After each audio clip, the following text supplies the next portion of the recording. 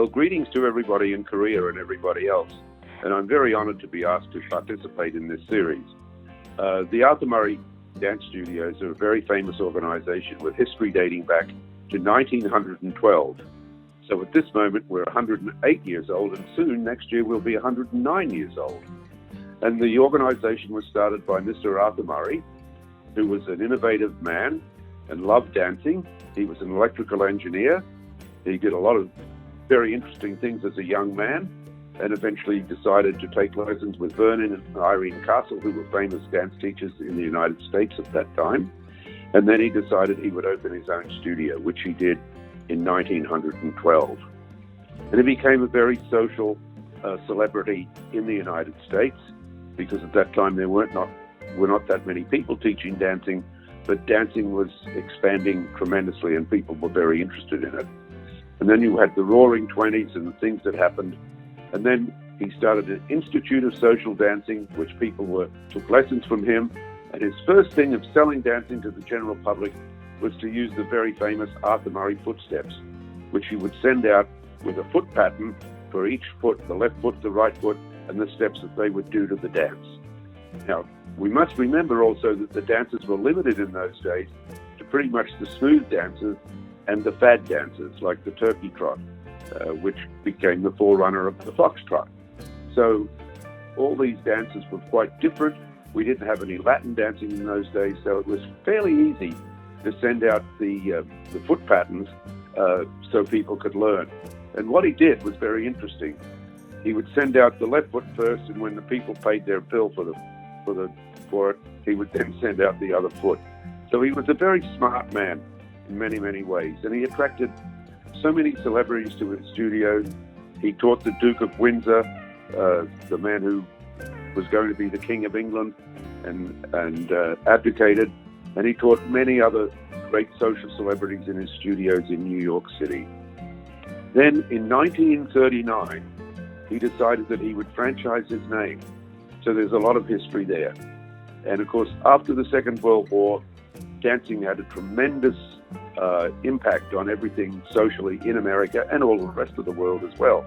So then Mr. Murray, in 1950, as television was becoming very popular, was able to construct the Arthur Murray Dance Party, which was very much like you would see on Dancing with the Stars today. He would bring in young talent, celebrities who wanted to get further in the celebrity business, and they would dance with an Arthur Murray instructor on television. He would give a lesson, and the winners would be decided by public applause. And this became a very, very popular show. And for 10 years, it was the most popular show in America. And so that built the business up tremendously. And at that stage, there were hundreds and hundreds of studios in the United States.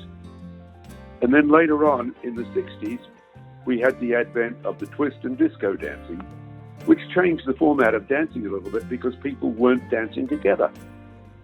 And at that time, Mr. Murray decided he would sell his business, which he did to several prominent franchisees in 1963.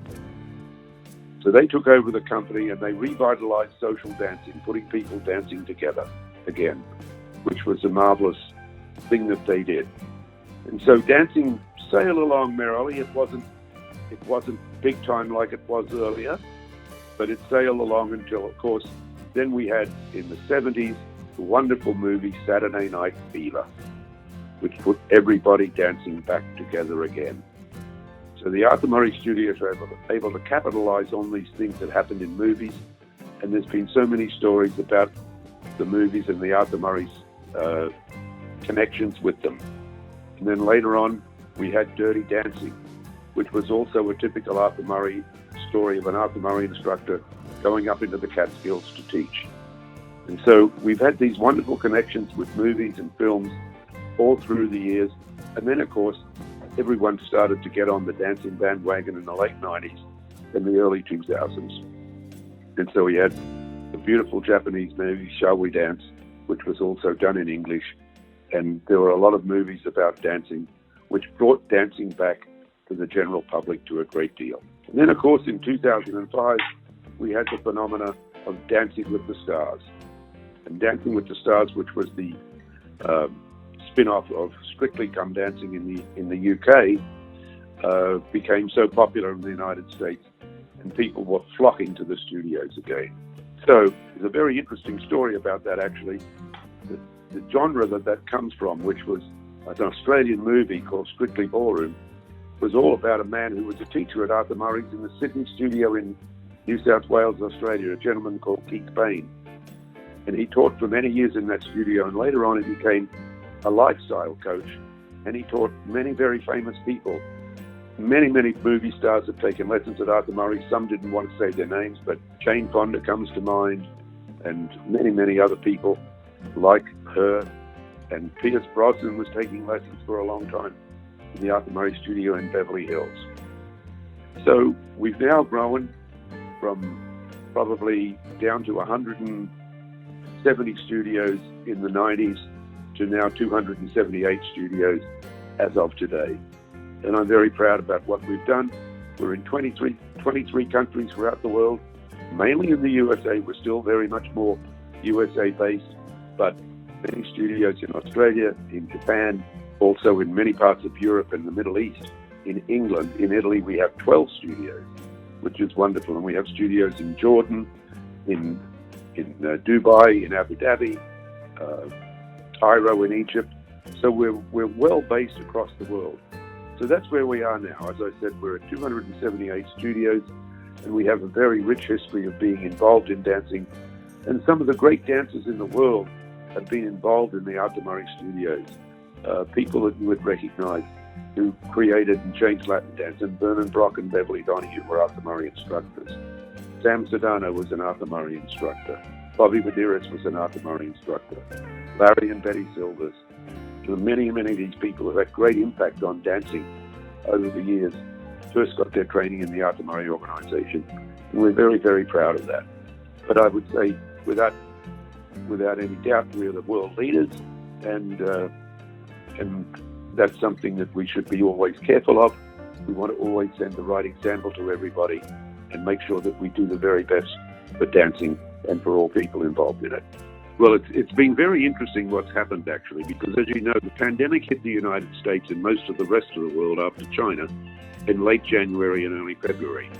And we were locked down in the United States from March, generally for about 4 months in most places, but still in some states, we're still locked down. So many of the studios have been only open sporadically over the last 10 or 11 months. But they've all learned to teach virtually. We've only lost a couple of studios that had to go out of business, unfortunately. But we've also gained some studios because there's some studios open. At the end of last year, we had 280 studios, and as of today, we have 277. So the studio owners have adapted greatly to this change, and they were able to get people to come in and virtually. And now it's changing again as people are getting back. And even though business has suffered as a great consequence because of being closed for so long, I think we're on a good path to recovery. So I worry about competition dancing all over the world because we won't be able to really get back to top flight level of competitions until we can all take the vaccine. But that's also changing. So that would be my position there. Hopefully the vaccine will change everything.